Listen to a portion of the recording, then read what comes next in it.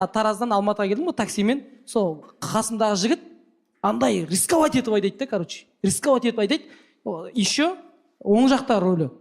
И шығып батқан кезде, алдымыздағы машина кіріп үлгерді да, былай. Анау біз далбайып, біздікі Ильяс дей бер. пенде. Сол жаққа шығайын деп жатырды да, анан үлгермейсің дедік, короче. Сол жағында отырмын, короче. Мен айтып жатқан жақта отырмын, короче.